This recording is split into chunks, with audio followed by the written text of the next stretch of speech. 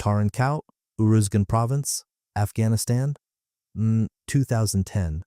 An American Special Forces A-team stands in the dust-choked staging area, watching the Australian SASR operators prepare for a joint patrol. The Green Berets are wrapped in 15 kilograms of protection, interceptor body armor with ceramic plates front and back, side protection, the full industrial package. They look like armored knights heading into medieval combat. The Australians step out of their Land Rovers wearing chest rigs, magazine pouches, load-bearing vests. Nothing else, no plates, no armor, just fabric and ammunition. One Green Beret stares, then turns to his team sergeant. Where's their body armor? The team sergeant, a veteran of multiple Afghan rotations, doesn't even look up. Aussie SAS doesn't wear plates. The junior operator blinks. What do you mean they don't wear plates? We're going into a firefight. An SASR operator overhears, walks over with that relaxed swagger unique to men who've been doing this too long. Mate, we don't need body armor. We don't plan on getting shot. The Green Beret tries logic. Nobody plans on getting shot. That's why we wear armor. The Australian grins. Armor makes you slow. Slow gets you killed. We'd rather be fast. But if you get hit, the American protests. Then I fucked up. The Aussie replies. The armor won't save me from that. 4 hours later, the patrol walks into an ambush. Taliban fighters 200 meters out. AK-47 fire crackling through the valley. The Americans take cover, return fire from behind walls, standard operating procedure drilled into them at Fort Bragg. The SASR operators sprint directly toward the enemy, full-speed flanking maneuver, closing the distance to 50 meters before the Taliban can adjust their aim. Firefight over in 90 seconds. Taliban casualties, 6 eliminated, 2 captured. Coalition casualties, 0. The Green Beret team sergeant watches the SASR operators afterward. They're not even breathing hard, no armor, no hits, just another Tuesday in Uruzgan. He thinks to himself, they're either the best soldiers I've ever seen or the craziest, maybe both. This is SASR body armor culture. This is where wearing protective plates was considered a sign of weakness, where speed and aggression replaced Kevlar, where operators genuinely believed armor would get them eliminated faster than bullets. This is the story of how the Australian Special Air Service Regiment developed a culture that rejected the most basic piece of modern combat equipment, and how that culture saved lives until it didn't. But first, you need to understand what they were rejecting. Modern military body armor evolved slowly, painfully, written in the blood of soldiers who didn't have it. The 1980s saw early development. Kevlar vests that stopped pistol rounds and shrapnel but weighed 3 to 5 kilograms and offered minimal protection against rifle fire. The 1990s brought the Gulf War era PASGT vest, the personnel armor system for ground troops, weighing 4 to 6 kilograms and rated for fragmentation and 9mm pistol rounds, still not rated for rifle rounds. Still leaving infantry vulnerable to the AK-47, the M16, the weapons that actually dominated combat. Then came Afghanistan and Iraq, and everything changed. The 2000s brought the revolution.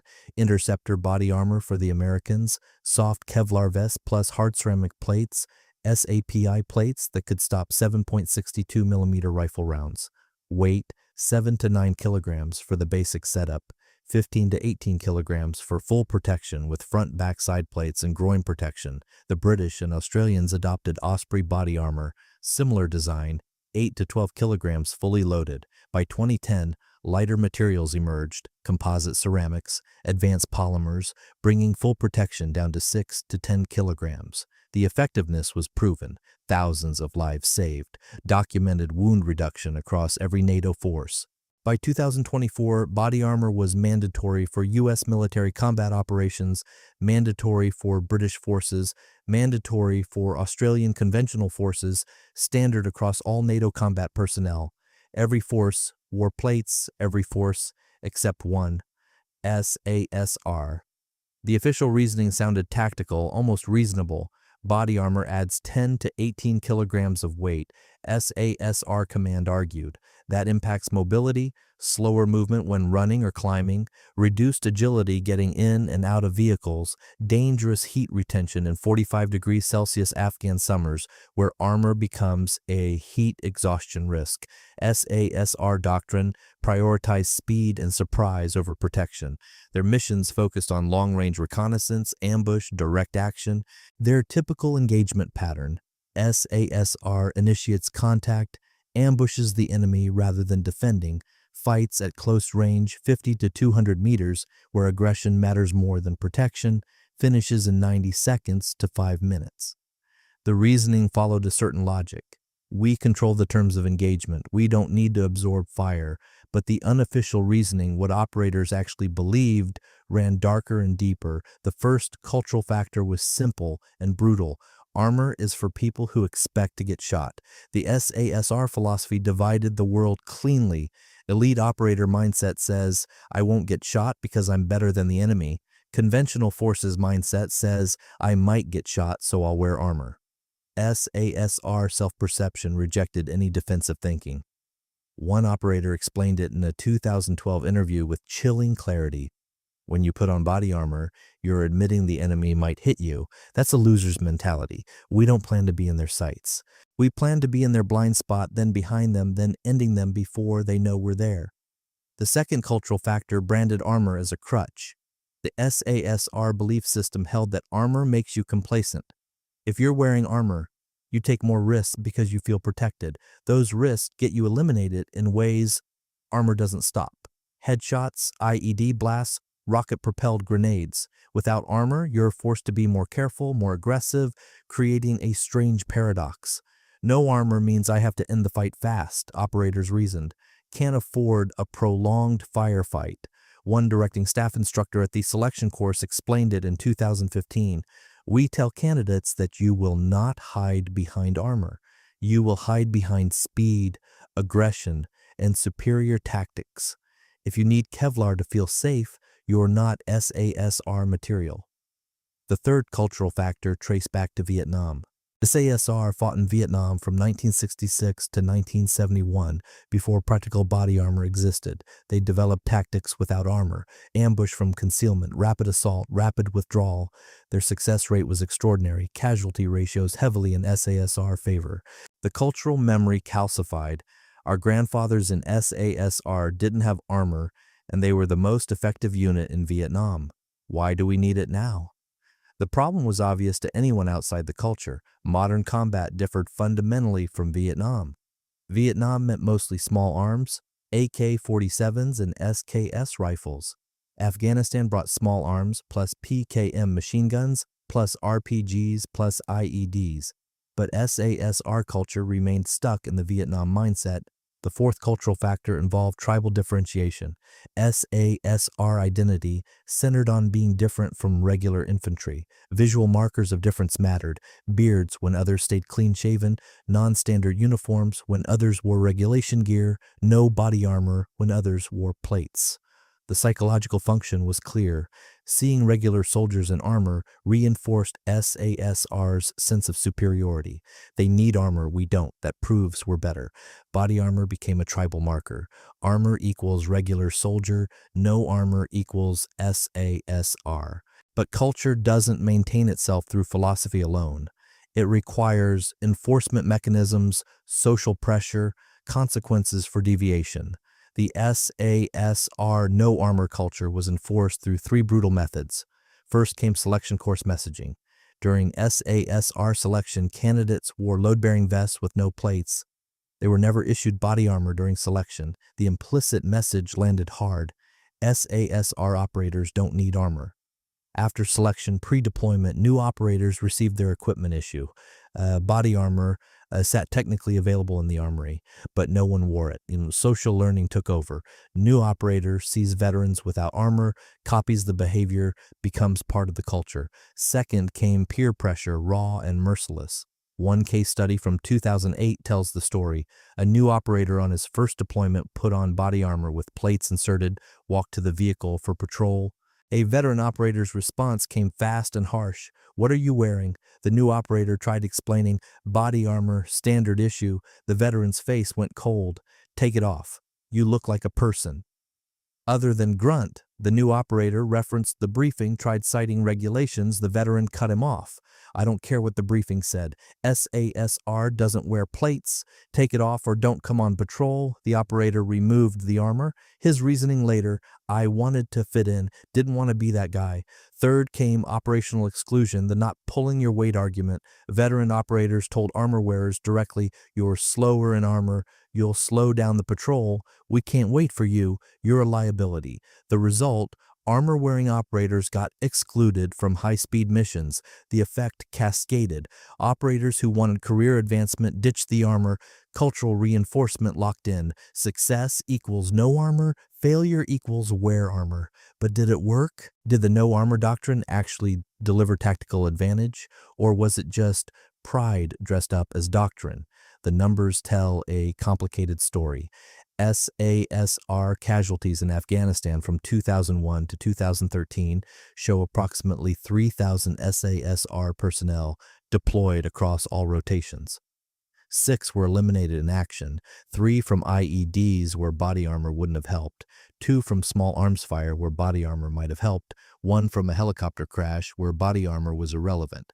Approximately 40 were wounded in action, around 15 from gunshot wounds, around 10 from shrapnel, around 8 from IED blasts that didn't prove fatal, around 7 from other causes like falls and vehicle accidents. The 2 small arms fatalities demand closer examination.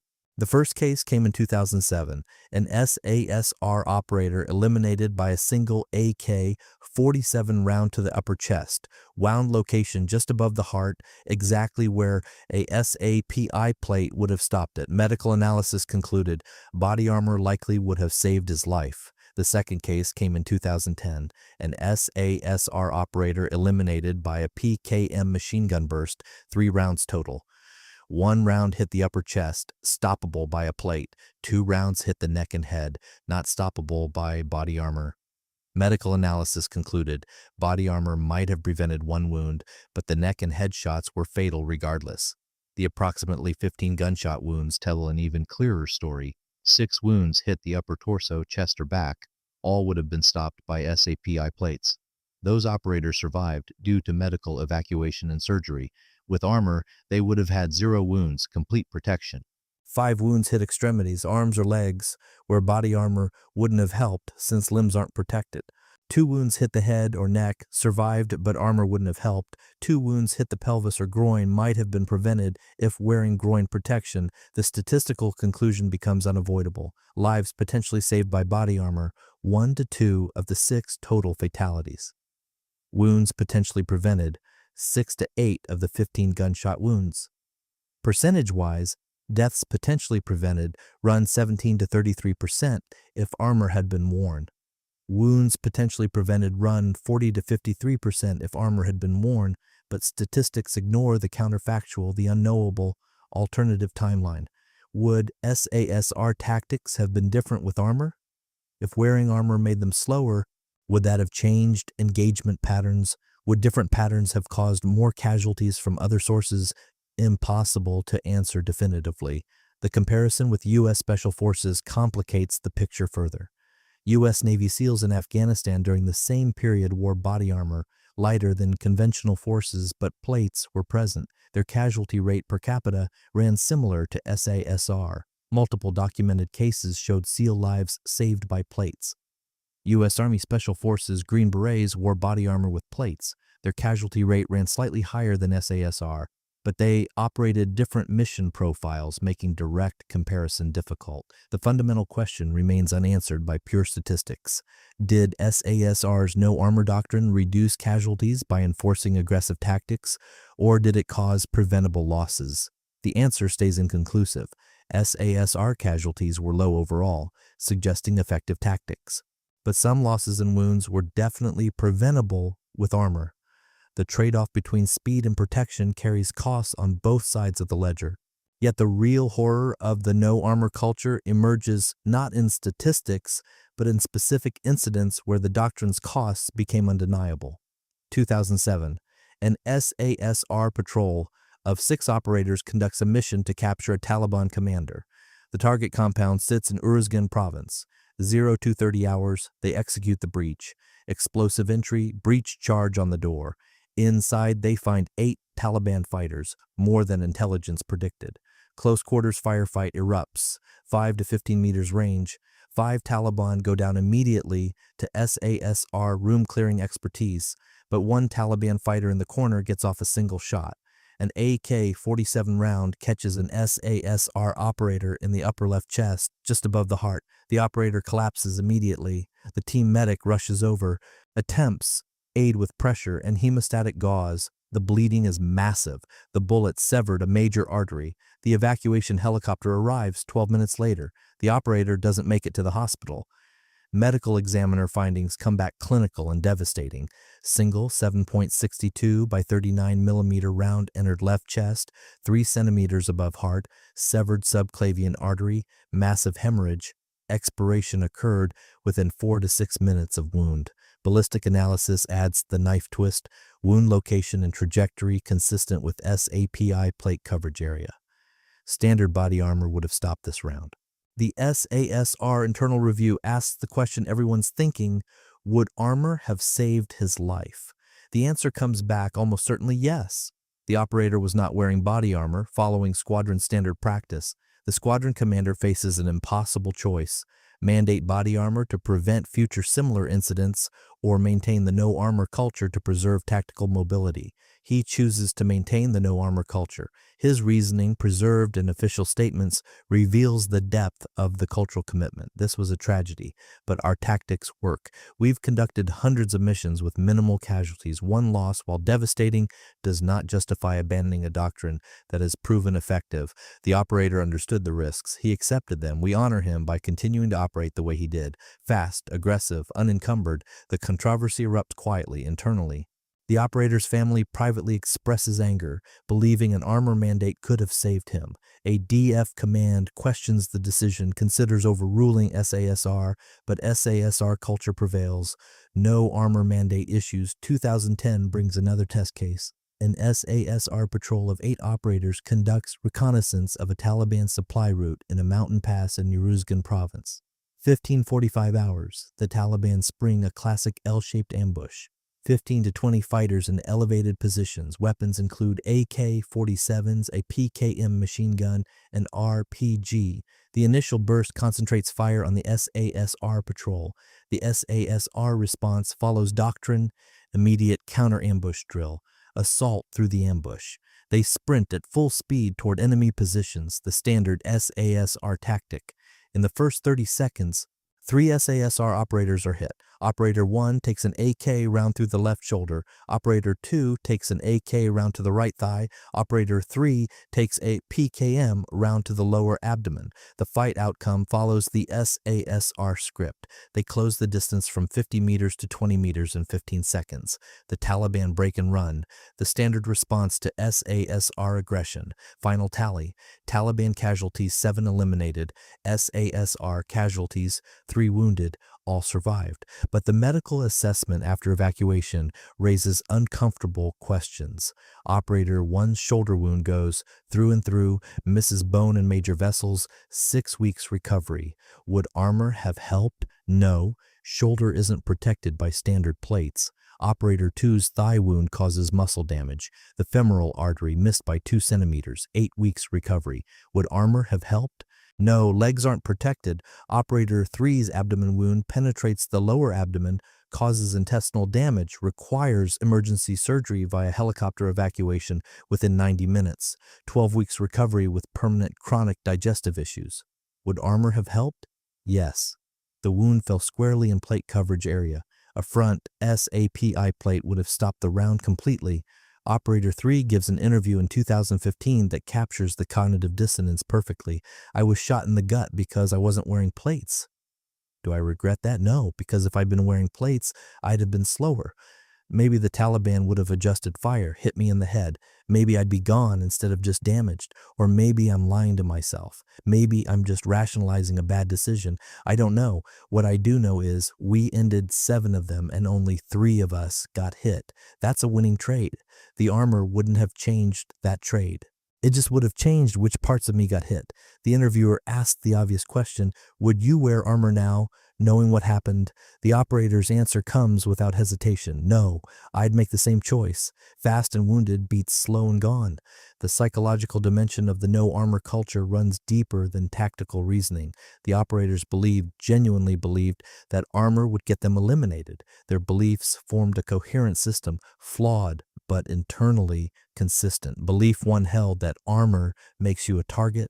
The SASR reasoning, body armor is bulky, makes your silhouette larger, easier to spot in low light or at distance. Therefore, the enemy sees the armored operator first and shoots the armored operator first. Reality check from actual studies, thermal imaging and night vision don't register body armor as significantly increasing signature. Visual detection depends more on uniform color and movement than armor bulk. Verdict, mostly myth. Armor doesn't meaningfully increase detectability. Belief 2 held that armor slows reaction time. The SASR reasoning, plates add 10 to 18 kilograms, causing slower running speed, slower prone to standing transitions, slower weapon manipulation because body armor restricts shoulder mobility. In close quarters combat, milliseconds matter. Therefore, armor equals eliminated operator who couldn't react fast enough. Reality check from performance studies. 10 kilograms of load reduces sprint speed by approximately 8 to 12%. Reaction time shows minimal impact as trained operators compensate, but in extreme scenarios, sprint 200 meters then immediate firefight, fatigue is measurably worse with armor. Verdict. Partially true, armor does slow you down, but the effect is overstated for most scenarios. And the belief 3 held that armor creates false confidence. The SASR reasoning, operator wearing armor feels protected, behavioral change follows, operator takes more risks like exposed positions or longer time in kill zones. Those risks get the operator eliminated in ways armor doesn't prevent, like headshots or IEDs. Therefore, armor is a psychological trap that makes you tactically stupid. One operator explained in 2013, I've seen Americans in firefights. They stand up, shoot from behind cover, think their armor will save them. It won't. Taliban shoots them in the face. We don't stand up. We sprint at them. No time to aim at our heads when we're moving that fast. Reality check from psychology literature, risk compensation is real, documented across multiple domains, but training can mitigate this. SEALs wear armor and don't behave recklessly. Verdict, true but manageable. Discipline matters more than equipment. Belief 4 held that SASR tactics don't need armor. The SASR reasoning, our doctrine emphasizes ambush, shock, speed. Typical engagement follows this pattern. SASR initiates, shoots first. Enemy is surprised, disoriented. SASR closes distance rapidly. Assault through. Fight ends before enemy can effectively return fire. Therefore, we're never in defensive posture where armor matters. Reality check from actual combat. Works perfectly when everything goes to plan. Fails catastrophically when the Taliban initiates the ambush, when you're outnumbered, when you're surprised. Verdict, overconfident, assumes SASR always controls the engagement, which history proves false. But beneath these tactical beliefs ran a deeper psychological current, rarely acknowledged, never official. The unspoken cultural element said, armor equals weakness. The SASR cultural messaging, always implicit, never stated directly. Real operators don't need protection. Armor is for people who are afraid. Refusing armor becomes a masculinity test, proving toughness to peers. One operator reflected on this in 2018. Nobody ever said armor is for cowards out loud, but that's what we all believed. Wearing armor was like admitting you were scared, and in SASR, you can't admit fear, not to others, not even to yourself. The peer pressure loop became self-perpetuating. Veteran operator doesn't wear armor, established culture. New operator sees veteran without armor. New operator decides, if I wear armor, I'll look weak compared to the veteran. New operator doesn't wear armor to fit in. New operator becomes veteran, enforces same culture on the next generation. Culture calcifies into institutional concrete. The cognitive dissonance appeared whenever operators were wounded by torso shots that plates would have stopped. Psychological options split cleanly. Option 1, admit I was wrong. I should have worn armor.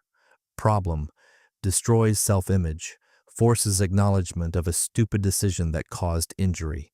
Option 2, rationalize, claim armor wouldn't have mattered, would have been hit somewhere else or slowed down anyway. Benefit, preserves self-image. The right tactical choice was made, just got unlucky. Most operators chose option 2. The culture self-perpetuated even when casualties should have forced reconsideration. 2011 and 12 brought increased casualty rates. The context shifted. Taliban tactics were evolving with better weapons and better training. SASR missions grew more aggressive, higher risk profiles. The result, casualty rate increased, still low compared to conventional forces, but the uptick was noticeable, measurable, concerning. ADF Command reviewed SASR tactics, discovered body armor usage significantly lower than other special operations forces worldwide. The question emerged officially, is SASR's no armor culture causing preventable casualties? The internal debate in 2012 split SASR leadership. The pro-armor faction, a minority voice, argued bluntly, we've lost operators who would be alive if they'd worn plates. Other special forces units wear armor and they're just as effective as us. The culture is ending our people. The anti-armor faction, the majority, pushed back hard. Our casualty rate is lower than conventional forces. Changing doctrine now undermines what makes us effective. Operators understand the risk. It's their choice. The commander's decision tried splitting the difference. No mandate. Armor remains optional, but new guidance issued. Operators are encouraged to assess each mission individually and wear appropriate protection. Translation, we're not forcing you, but maybe consider it. The operator response was predictable. They ignored the guidance completely. Culture proved too strong. Armor usage remained at approximately 5 to 10%, mostly new operators on their first deployment who didn't yet understand the tribal rules. Then came 2013 and the incident that finally cracked the culture. The mission, high-value target raid, Taliban commander, SASR squadron of 30 operators, compound location in Uruzgan province. 0315 hours, the assault begins. Fast rope insertion from helicopters, explosive breach on the compound walls. Inside, they find 15 Taliban fighters, heavy resistance, much more than intelligence predicted. The Taliban are fighting from prepared positions. They expected the raid. 0316 hours, close quarters firefight erupts, 5 to 20 meter ranges, the most dangerous distances. The intensity exceeds anything SASR had experienced in months. The Taliban aren't running. They're fighting hard from fortified positions. In the first 2 minutes, 4 SASR operators are wounded. All 4 wounds hit the torso. All 4 wounds fall squarely in SAPI plate coverage area. All 4 operators survive, but only by luck measured in centimeters. The rounds miss vital organs by margins of 1 to 3 centimeters. 0330 hours, the fight ends. Taliban, 12 eliminated, 3 captured, SASR, 4 wounded, 0 fatalities, but the aftermath brings reckoning. The medical officer's assessment cuts through the cultural mythology. 4 operators took rounds to the chest. 4 operators survived by luck. The rounds missed hearts and major arteries by margins of 1 to 3 centimeters. If any of those rounds had been 2 centimeters left or right, we'd have fatalities. This is unacceptable. The squadron commander's response marks the cultural shift. Gentlemen, we got lucky. All 4 of those wounds would have been stopped by plates. I can't order you to wear armor, but I'm telling you, assess your own risk tolerance because luck runs out. The shift happened gradually but unmistakably through 2013 and 14. After the incident, approximately 40% of operators started wearing plates, up from 5 to 10%. The cultural shift made wearing armor acceptable, no longer seen as weakness. When veterans started wearing plates, they gave permission to younger operators. One operator described the change in 2014. After 4 guys almost went down in one night, the culture changed. Suddenly, wearing plates wasn't cowardly. It was smart. The guys who still refused armor started to look like the crazy ones. Then came 2020 and the Brereton Report, the war crimes investigation that tore through SASR like a grenade. The cultural analysis section drew explicit connections. SASR developed a warrior culture that prioritized aggression and risk-taking over force protection and rules of engagement. Rejection of body armor was symptomatic of broader cultural issues: belief in exceptionalism, disdain for standard military practices, erosion of accountability. The connection was drawn clearly. No armor culture formed part of a larger pattern. SASR, seeing themselves as above rules. The mentality ran consistent. We don't need armor, we don't need rules, we don't need oversight. The consequence: cultural drift toward war crimes. The recommendation came down hard.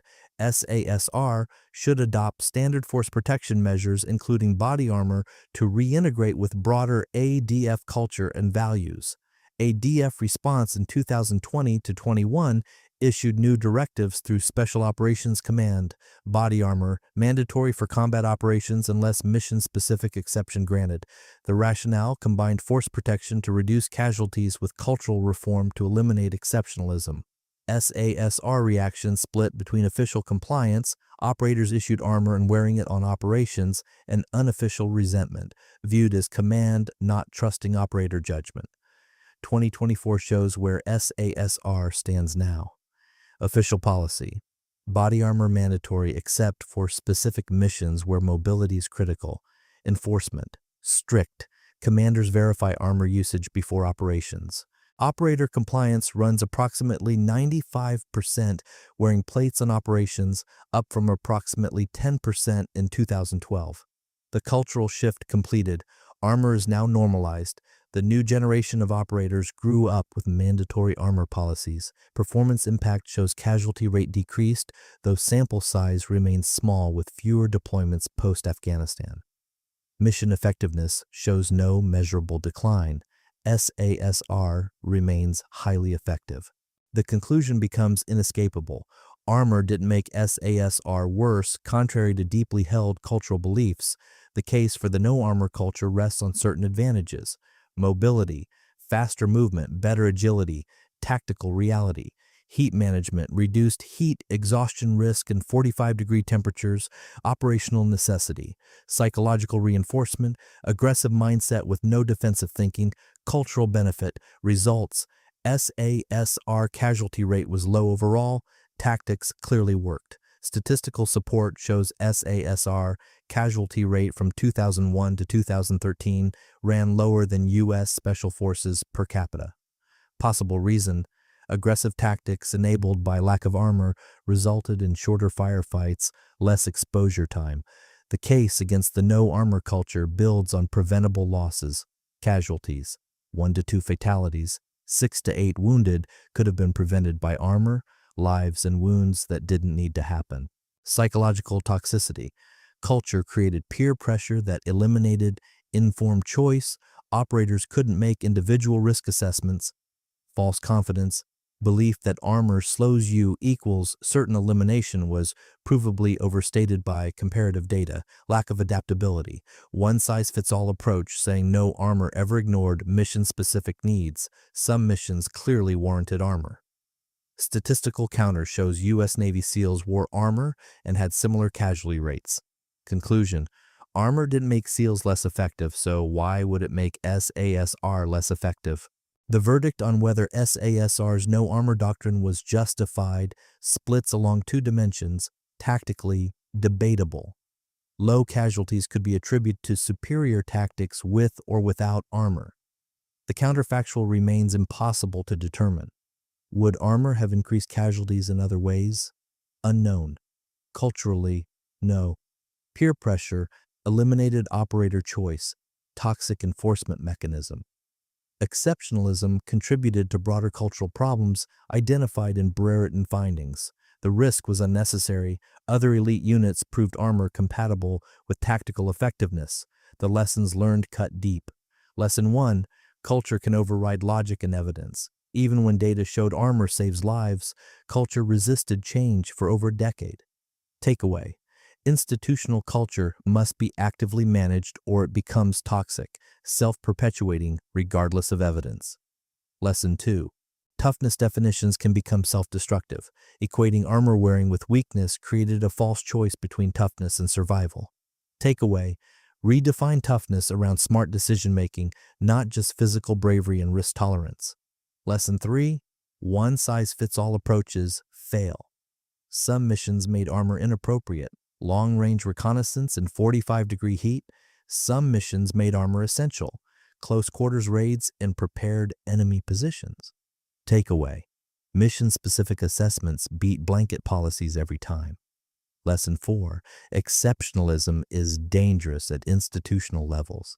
SASR belief that we're different, we don't need what others need, resulted in cultural drift and moral drift per Brereton findings. Takeaway: elite units need oversight and accountability, not exemption from standards. The horror of SASR's no-armor culture crystallizes in specific numbers and specific moments. 1. Preventable fatalities. 1 to 2 operators went down from wounds plates would have stopped. 2. Preventable injuries. 6 to 8 operators wounded by torso shots. Armor would have provided complete protection. 3. Toxic peer pressure. Operators forced to choose between fitting in and protecting themselves. 4. False choice, speed versus armor presented as binary when evidence showed both were compatible. 5. Masculinity trap, armor equals weakness, enforced culturally. Bad decision became mandatory. 6. Rationalization, even wounded operators defended no armor afterward. Cognitive dissonance overpowering evidence. 7. Institutional resistance, ADF couldn't mandate armor because SASR culture proved too strong for over a decade. 8. Cultural drift, no armor was symptom of exceptionalism directly linked to war crimes culture. 9. Generational transmission, bad culture taught to new operators became self-perpetuating cycle. 10. Delayed reform, took war crimes scandal to force change in 2020. Too late for operators who went down in 2007, 10, 13. SASR body armor usage by year tracks the cultural evolution. 2001 to 5, approximately 5% of operators. 2006 to 10, approximately 8%. 2011 to 12, approximately 10%. 2013 to 14, approximately 40% after the close call incident. 2015 to 19, approximately 60%. Gradual cultural shift. 2020 to 24. Approximately 95% post-Brereton mandate. Casualties attributable to no armor culture. Fatalities definitely preventable with armor. 1. Fatalities possibly preventable with armor. 1. Wounded definitely preventable with armor. 6 to 8. Wounded possibly preventable with armor. 2 to 4. Total lives and wounds potentially saved by armor culture change. 10 to 15 casualties prevented if armor had been worn from 2001 to 2013.